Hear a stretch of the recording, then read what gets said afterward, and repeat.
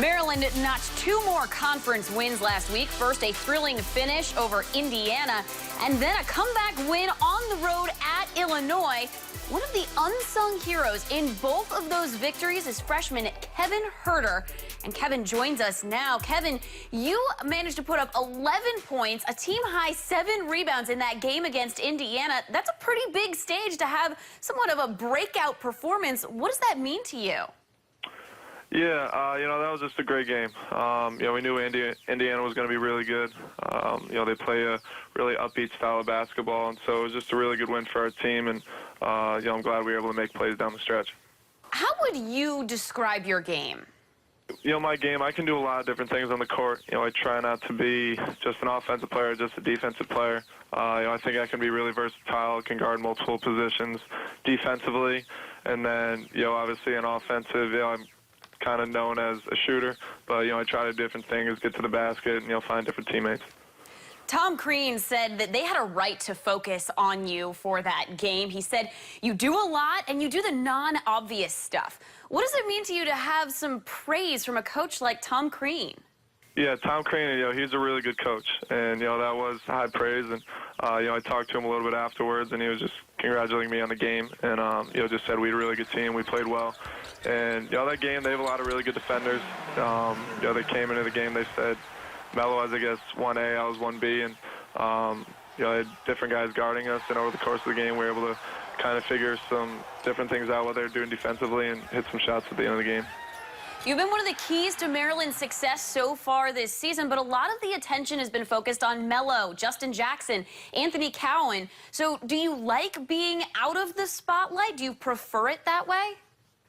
Yeah, I think our team kind of prefers it that way, to be honest. And, you just named 4 names. I think it's great that we have 4, and if not more, 5 or 6 guys every single game that can impact the game and can change the game for us. In our last game, Jalen Brantley had 12 or so points in the second half. They gave us a huge lift. In other games, DeMonte Dodd has played really well.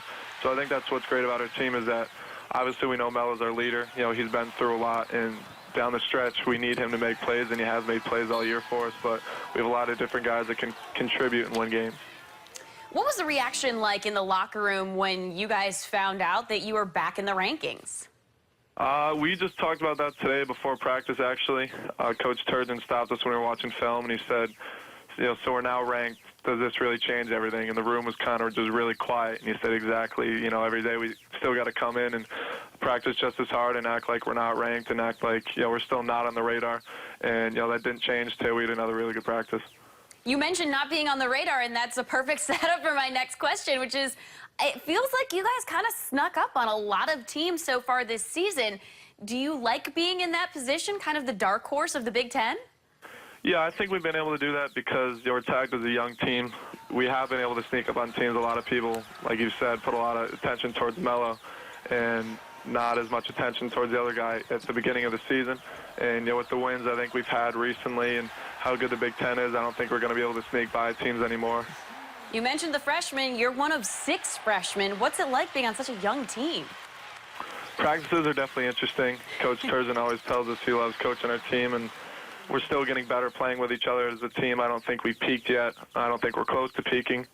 Every day it could be a good or a bad day, but, we're still growing as a team. One of the things that often happens with a young team is that they struggle with inconsistency. You guys have kind of found a way to even out those highs and lows to be successful. Why do you think you've been so successful? Yeah, I think we just have a lot of guys contribute every single game. There's, some games I didn't play well, other games, other guys haven't played well, but there's always been someone, it seems like, that picks the whole team up and can kind of put him on his back for a couple minutes throughout the game and get us through tough stretches. Like I said, last game was Jalen Brantley, and all year it's kind of been Melo. There was a lot of times at the beginning of the year we had close games coming down the stretch, and he made plays.